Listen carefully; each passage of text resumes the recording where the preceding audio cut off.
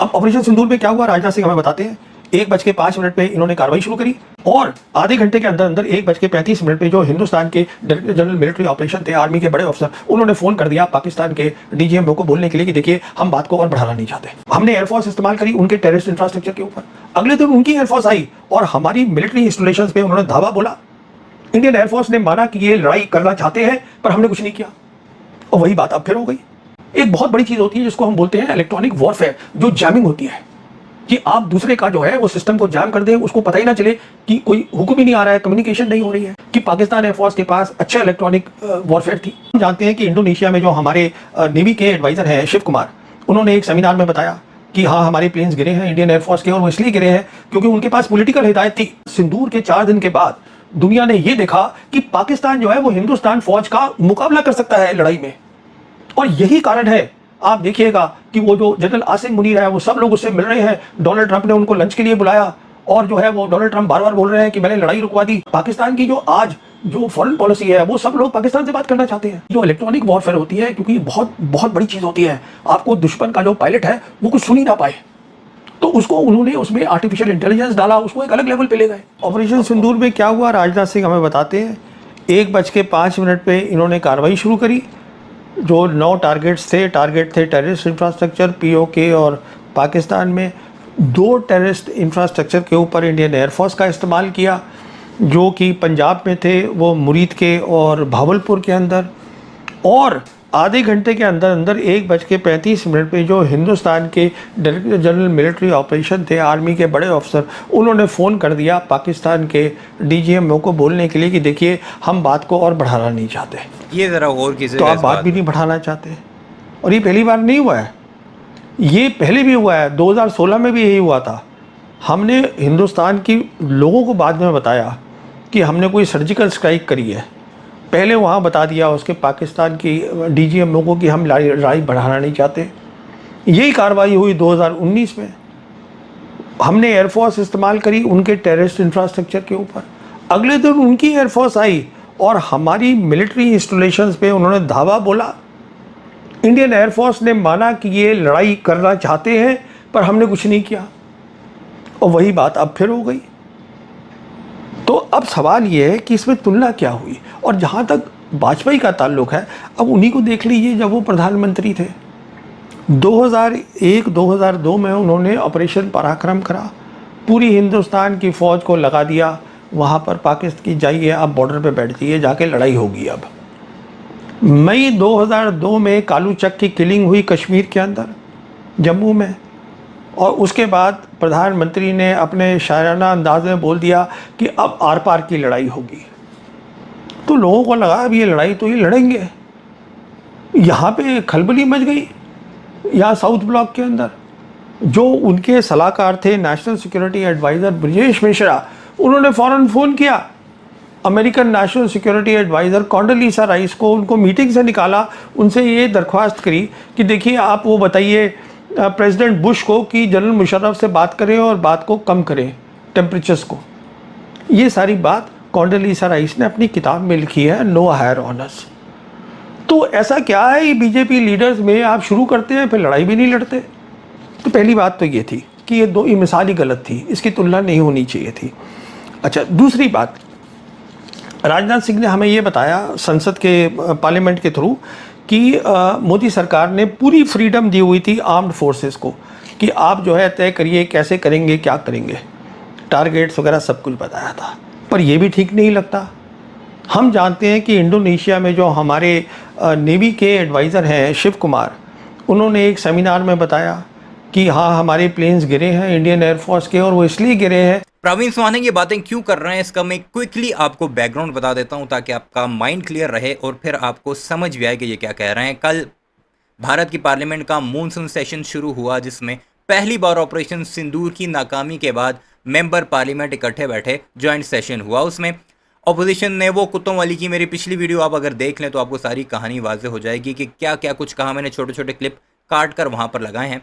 और दूसरा, राजनाथ सिंह फिर खिताब करने आता है जो उनका वजीर दिफा है, और वो 3 बातें करता है। पहली ये कि तुम लोग यानी ऑपोजिशन हमसे जहाज़ गिरने की बात क्यों कर रही है, हालांकि 1971 में भी भारत के बेशुमार जहाज़ गिरे थे, तब तो वाजपेयी जो कि उस वक्त ऑपोजिशन में था, उसने इंदिरा गांधी को ये सवाल नहीं पूछे थे। उसका ये जवाब आपने प्रवीण सुहानी की ज़ुबानी सुन लिया। दूसरा सवाल ये था कि हमने फ्री हैंड दिया हुआ था अपनी आर्म्ड फोर्सेस को।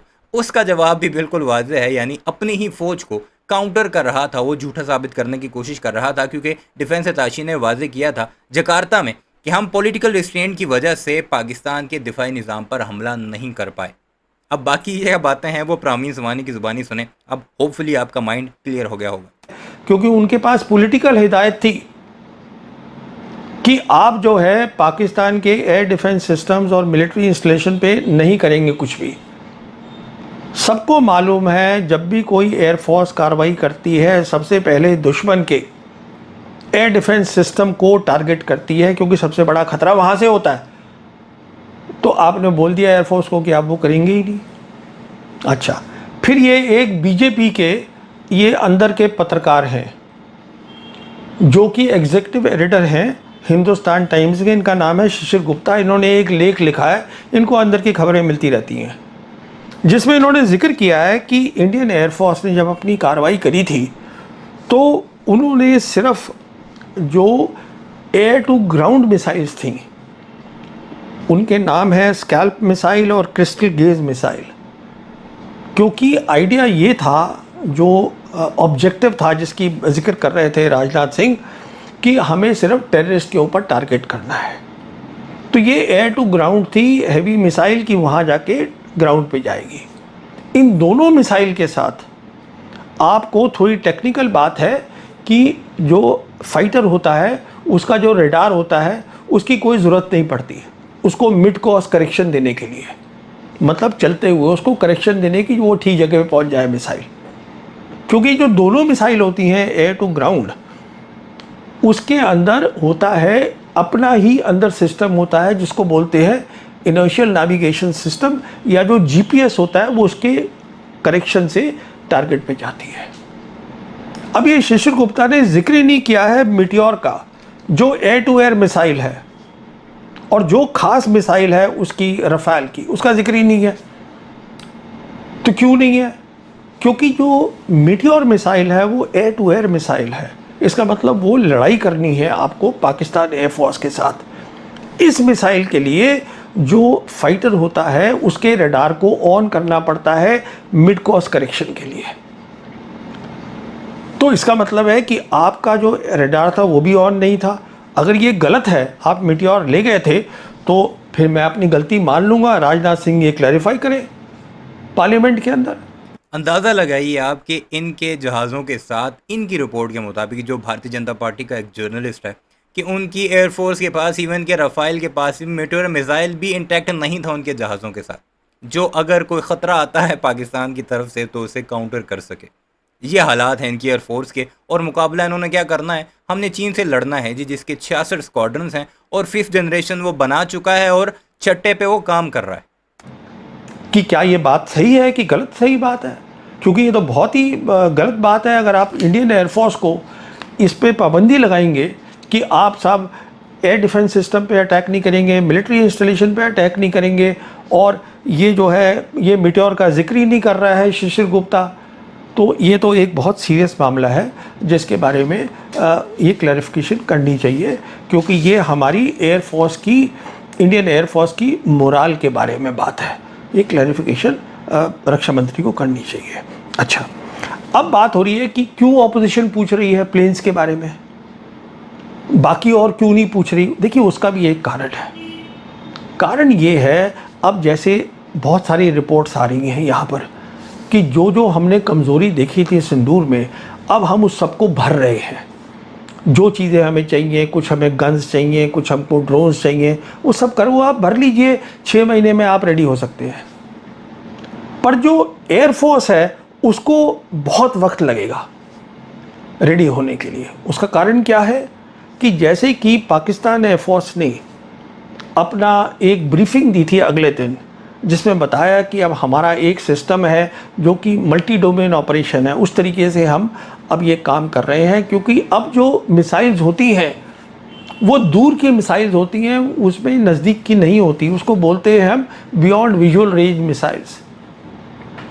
तो उसके पीछे एक बहुत बड़ा सिस्टम होता है, हार्डवेयर होता है, सॉफ्टवेयर होता है जो उसको मदद करता है उस मिसाइल को। तो पहले तो वो हार्डवेयर और सॉफ्टवेयर को इकट्ठा करना, उसमें वक्त लगता है कि वो ठीक आप ला रहे हैं। उसके बाद फिर ज़रूरत होती है ट्रेनिंग की, सालों की ट्रेनिंग होती है।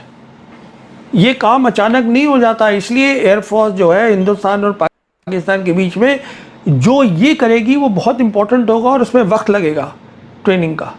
तीसरी बात, एक बहुत बड़ी चीज़ होती है जिसको हम बोलते हैं इलेक्ट्रॉनिक वॉरफेयर, जो जैमिंग होती है कि आप दूसरे का जो है वो सिस्टम को जैम कर दें, उसको पता ही ना चले कि कोई हुक्म ही नहीं आ रहा है, कम्युनिकेशन नहीं हो रही है। हमने देखा था 2019 में बालाकोट में कि पाकिस्तान एयरफोर्स के पास अच्छा इलेक्ट्रॉनिक वॉरफेयर थी। उसके बाद हमको ये भी पता होना चाहिए और होगा पता कि 2020 में उन्होंने एक सेंटर खोला जिसको बोलते हैं centre of artificial intelligence and computing. Pakistan air force ने उसकी मदद करी चीन की फ़ौज ने, और वो इसलिए था कि जो इलेक्ट्रॉनिक वॉरफेयर होती है, क्योंकि ये बहुत बहुत बड़ी चीज़ होती है, आपको दुश्मन का जो पायलट है वो कुछ सुन ही ना। तो आपने प्रवीण सोहने की ज़ुबानी सुन ही लिया कि किस तरह भारत को मार पड़ी और राजनाथ सिंह पार्लियामेंट में झूठ बोलकर किस तरह मज़ीद अपने ही लोगों को नंगा करता दिखाई दिया, यानी अपनी आर्म्ड फोर्सेस को। और सबसे अहम बात है कि इस वक्त भारत के सोशल मीडिया पर जो आम लोग हैं वो भी उस पर सवाल उठाते दिखाई दे रहे हैं। एक तरफ राजनाथ सिंह की वीडियो चलाते हैं, साथ ही एडजेसेंट उसके साथ भारत के आर्मी के जर्नलों की वीडियोस लगाकर अब भारतीय जनता पार्टी को उसकी औकात दिखा रहे हैं। वीडियो कैसी लगी कमेंट सेक्शन में ज़रूर बताइएगा। पाकिस्तान आर्म फोर्सेस के बारे में अपनी राय का इज़हार ज़रूर कीजिएगा और चैनल सब्सक्राइब नहीं किया तो जाते जाते उसे भी ज़रूर सब्सक्राइब कीजिएगा।